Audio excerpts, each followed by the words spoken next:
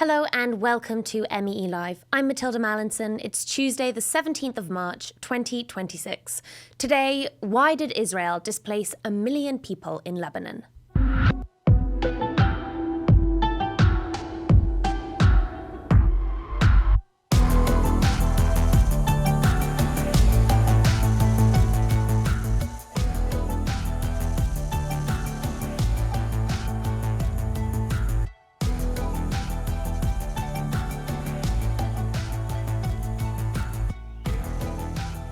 Out of the media spotlight, Lebanon is fast becoming the most violently uprooting front of the regional war, with 1/5 of the population now displaced.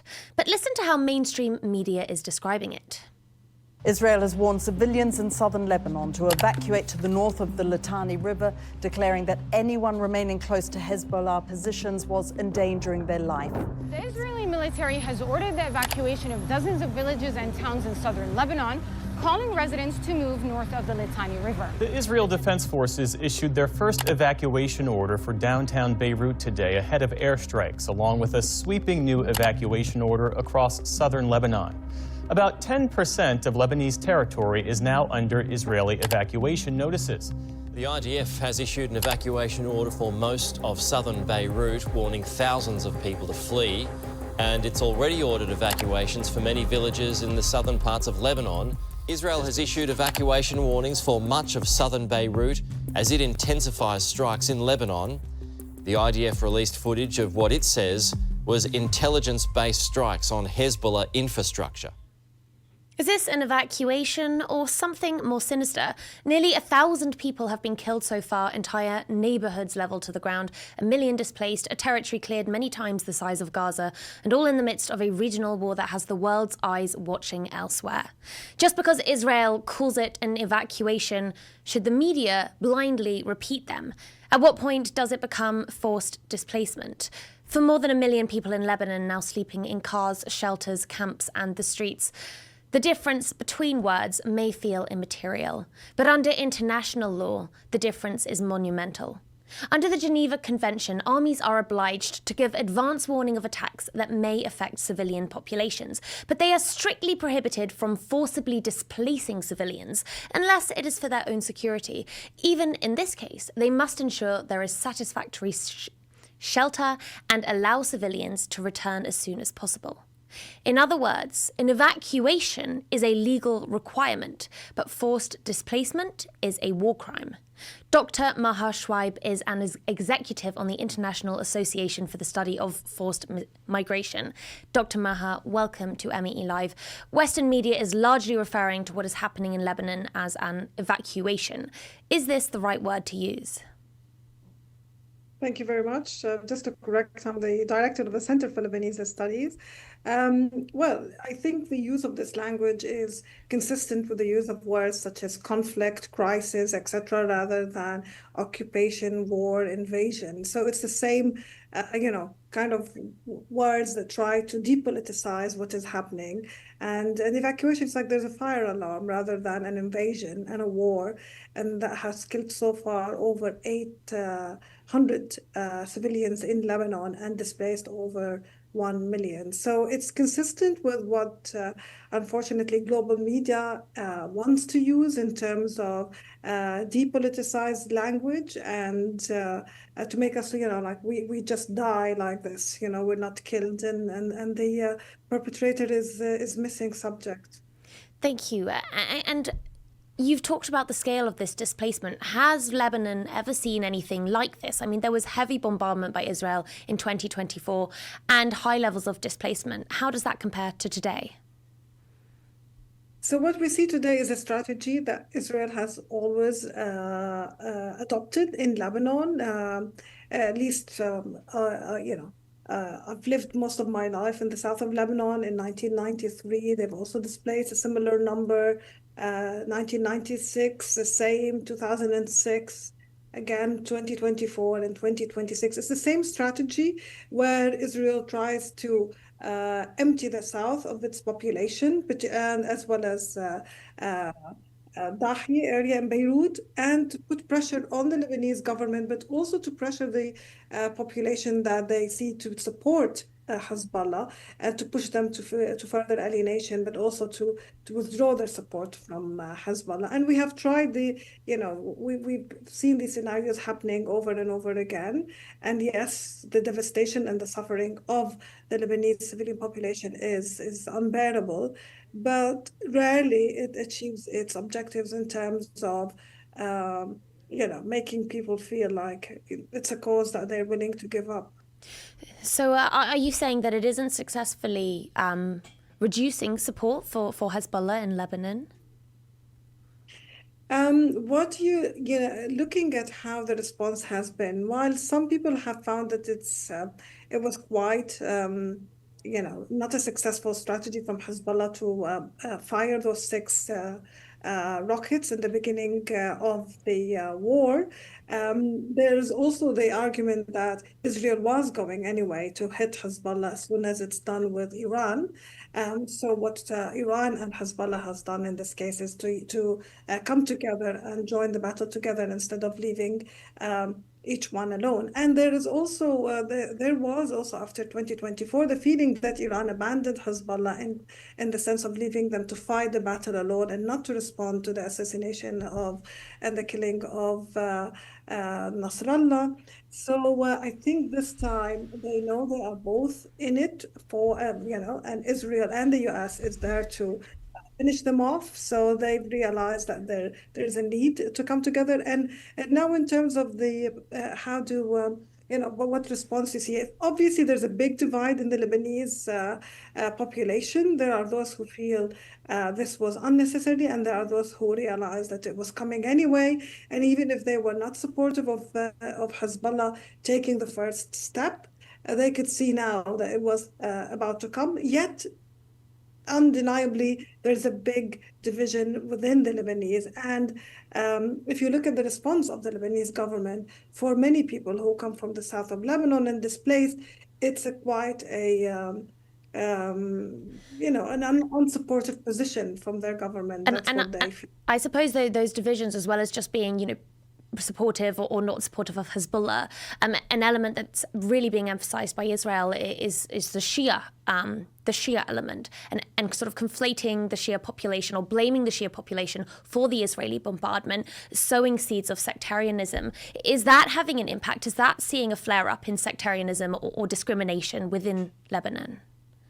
I think there was certainly what is quite interesting this time is the emphasis and how many times the word Shia was used in the media, rather than the population of the south of Lebanon or Dahieh. I think there has been a conscious attempt to make divisions to alienate the Shia population and to further cause this rupture. But I think there is also awareness amongst quite a few Lebanese across all different sects that this war is as long as Israel is following this policy, these wars are going to happen regardless of what Hezbollah will do or not. But also they have seen over the past year, Hezbollah didn't fire one bullet towards Israel, but Israel has killed over 500 Lebanese people, despite giving the Lebanese government the green light to solve the issue with diplomacy. But what we've seen is that the agreement for the ceasefire was not respected. The state of Lebanon is unable to defend its people. And what we also saw is the Lebanese army withdrew on day one from its positions and kept withdrawing, which basically puts you as a citizen of Lebanon. If the army can't protect you, if diplomacy can't protect you, well, you don't have many options, regardless of whether you like Hezbollah politics or you don't, and whether you really want to change the extent of or challenge their extent of power within the Lebanese government. There's the other issue of how do you deter Israel from invading the country? Because if Israel chooses to invade Lebanon at any moment, it can certainly do that. And there's nothing that would stop it. Let's just talk about the scale of the humanitarian impact here. Dr. Maha, you're an expert in displacement. Lebanon already hosts the largest number of refugees in the world relative to its population. How global could the ripple effects of mass displacement of Lebanese residents be as a result of these attacks?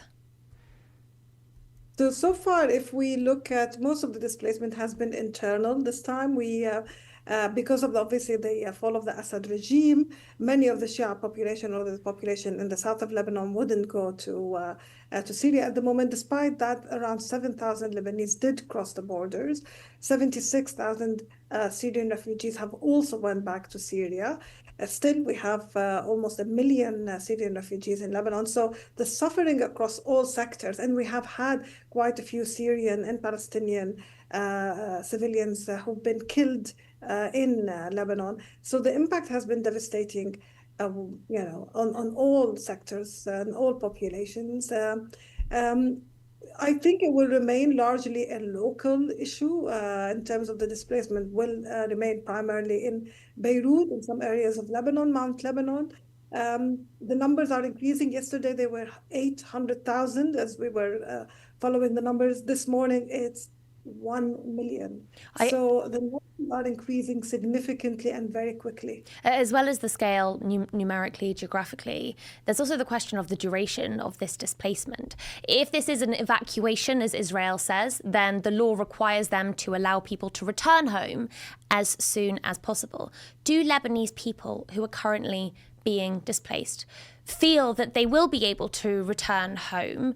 What do people in Lebanon think is going to happen? What do they fear could happen?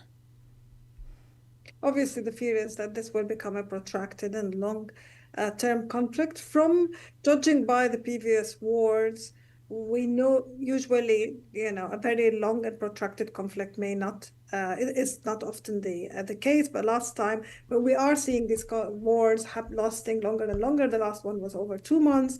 I think as long as Hezbollah, we'll have to see how long it will stand the battle. Israel is now talking about an invasion, a full invasion, ground invasion of the south of Lebanon that expands beyond even the south of Litani. So we'll have to see in terms of the battle what will happen in the war with Iran. Iran is insisting on any resolution or ceasefire has to encompass both countries. So how long will that it will take to see this? And obviously, this will leave a huge pressure on the government of Lebanon and on the Lebanese. And this time, what you also see in terms of humanitarian response is the funding is much, much less. The resources are very constrained, particularly today there was an article around by humanitarian agencies basically saying that these resources that they have has to be distributed across all the different countries that are affected by the war now, and most of the countries in the region now are affected by war. So the resources are limited, and to what extent the state of Lebanon is interested as well in elevating the pressure and providing responses. It knew that the war is coming, but yet again, we didn't have an emergency plan. We didn't build shelters, and every time we act as surprised. Dr. Maha Shwaib, thank you so much for sharing your time and expertise with us today. How long have Israeli settlers been waiting to settle Lebanon? In 1982, Israeli forces pushed far into Lebanese territory, killing over 10,000 and displacing generations. It was a war, Israel said, of self-defense, faced with cross-border rockets and raids by the PLO, a Palestinian militia founded 4 decades earlier in response to Israel's occupation and forced displacement of hundreds of thousands of Palestinians. 4 decades later, Israel has launched a ground offensive in southern Lebanon once again. 5 military divisions have been dispatched to the border, supported by air and artillery strikes that have already displaced 1 million people. Again, Israel says it is self-defense, faced with cross-border rockets and raids by Hezbollah, a Lebanese militia founded 4 decades earlier in response to Israel's occupation and the forced displacement of hundreds of thousands of Lebanese. So, 4 decades ago, Israel invaded to fight a resistance group it had radicalized 4 decades earlier, leading to the birth of a new resistance group which is invading now to fight 4 decades later. Is history repeating itself in Lebanon? Hezbollah has repeatedly attacked Israeli forces since joining the war on the 2nd of March, but invading Lebanon has not historically proven an effective security strategy for Israel. So is this really about self-defense? This is one of over 300 properties in southern Lebanon listed on an Israeli settler website when the Israeli army launched its 2024 bombing campaign. It says, "After the elimination of the Hezbollah leadership, do you also dream of a big house, a view of snowy mountains, and a warm community in the land of our ancestors?" The group Urid Safon also deployed balloons into southern Lebanon, ordering residents to leave what it called the Jew-owned land. Many ultra-Orthodox and other Israelis believe the borders of Israel should stretch into Lebanon, Jordan, Egypt, Syria, Iraq and Saudi Arabia as well. That's on top of the entirety of the occupied Palestine territories. This idea is called Greater Israel. You can learn more about it on MEE's YouTube film, The Origins of Greater Israel. As an analysis of Israeli military strategy, Greater Israel was once dismissed as a conspiracy theory, but now it is openly endorsed by leading Israeli politicians. Finance Minister Bezalel Smotrich has pledged destruction in Lebanon on a level seen in Gaza. הדחיה תיראה כמו ח'אן יונס, תושבי הצפון שלנו יחיו בשקט, בשלום ובביטחון. Opposition leader Yair Lapid spoke of sweeping depopulation. אני חושב שבסוף לא יהיה לנו מנוס אלא לנסות ליצור בדרום לבנון איזה סוג של אזור סטרילי, לא ענק, אבל משהו בדומה קצת לקו הצהוב בעזה. זאת אומרת, אזור שאין בו כפרים הלבנונים, אלא הוא שטח נקי לגמרי בין הלבנוני האחרון ליישוב הישראלי הראשון. What lies in store for Lebanon? Are the lessons in history, and will they ever be learned? I'm joined now by Israeli journalist and author Gideon Levy. Gideon, welcome to MEE Live. How relevant is this concept of Greater Israel among Israeli political decision-making? Is this invasion into Lebanon about self-defense, or is it fair to say there could be more sinister ambitions? Neither nor. I don't think that the idea of Greater Israel is a practical idea. It is in the mind of some lunatics, but I wouldn't take it too seriously, because we have alternative ideas which are not less crazy and destructive, and they are deep-rooted. For example, the fact that for the sake of some notion of security for Israel, Israel has the right to do whatever it wants. For example, the notion that for the sake of Israel's security, the only answer is more invasions, more bombardments, more attacks, more destructions, more killings. This will solve the problem of the security of Israel. Those are very deep-rooted ideas. Also, the idea that for Israel, the international law doesn't count at all is irrelevant. And the fact that Israel can almost do whatever it wants with the backing of the United States, enable, and now I'm speaking in general terms, not only about Lebanon. This is the mindset. And within this framework, we can speak about Lebanon, but I think the idea to conquer Lebanon for the sake of making Israel great, no.